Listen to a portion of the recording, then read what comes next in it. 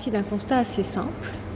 Il est parti du constat suivant, c'est qu'on vivait une époque très mouvementée, où les mouvements sont d'ordre idéologique, économique, sociaux, technologique. Donc Earth Talent est né de ce bouleversement d'idées. L'état d'esprit dans lequel il a été créé n'était donc pas de donner écho à un mouvement d'indignation ou à un mouvement de rébellion quelconque, mais bien d'avoir un état d'esprit positif, créatif et solidaire. Le premier axe de travail qui a été le nôtre dans la conception même d'Earth Talent a été de considérer que la femme pouvait être un tremplin, un enjeu de développement durable certain.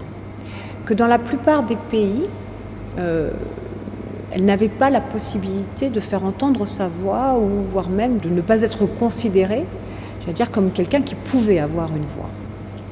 Donc il nous est apparu intéressant de mettre à profit ou de travailler les nouvelles technologies de manière à pouvoir offrir une tribune à ces personnes sans voix.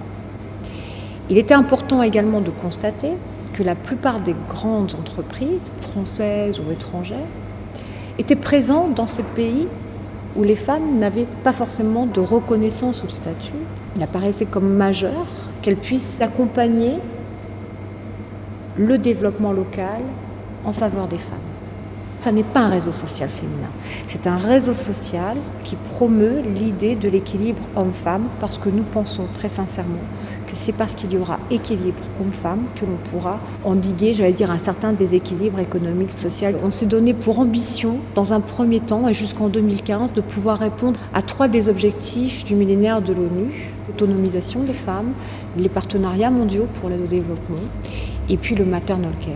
On soutient dans un premier temps tous les projets qui permettent aux femmes d'acquérir une autonomie qui pour nous est porteuse d'avenir.